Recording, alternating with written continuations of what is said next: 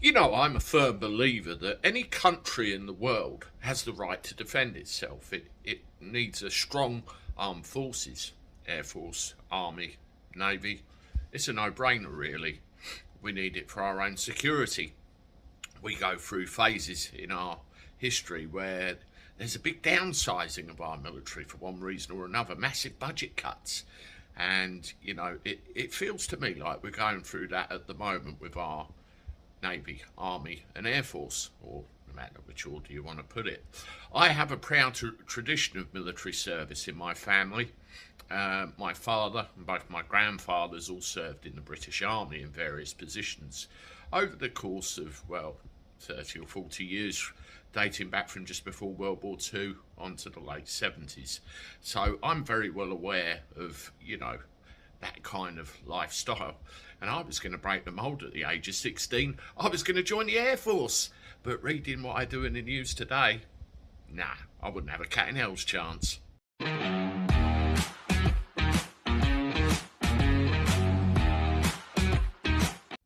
Howdy everybody, welcome back to the channel for a Wednesday. Hope you're doing alright. I'm up and about now after my little early start, and it's good to see some of you replying on that this morning.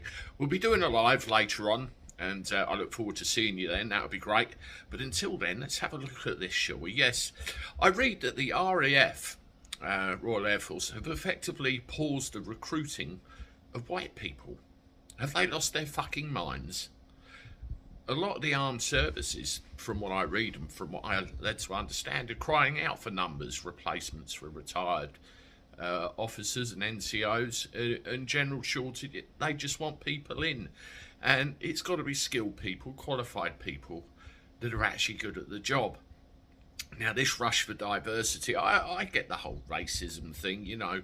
In my view, we should all be treated equal. We're all human at the end of the day. If you're good at a job and your skills match that job, then you should have that job.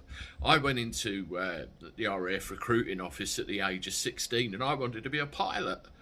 Could you believe it? But 30 years later, I end up flying a taxi, but that's neither here nor there.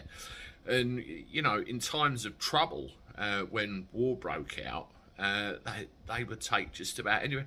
I mean, you look at back in history at Douglas Bader.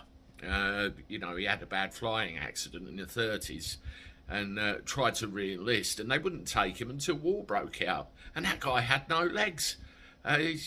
Yeah, unbelievable. But in this race for diversity everywhere, I believe that you're heading for trouble. I mean, the Metropolitan Police Service is another example of this. They're so set on recruiting from minorities and certain people of a certain sexual orientation, they're forgetting the fact that there are people out there that would actually be damn good at the job.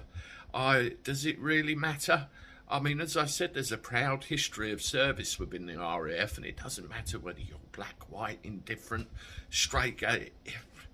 The mind absolutely boggles. You know, the group captain in charge of RAF recruitment has stepped down. Now, the reasons are unknown at the moment. We can only specify this person's a current serving RAF officer, but they're no longer in the post they were. I suspect that will come out in the wash in the not too distant future. But absolutely crazy stuff. When are we going to get back to people can have the job if they're qualified, able and experienced to do it? And it doesn't matter who you are or where you come from. At the end of the day, we're all human after all. Let me know what you think in the comments below. And do you agree, disagree with me? You know, open debate. I'm interested and look forward to reading them later. Anyway, I'm off. Toodaloo.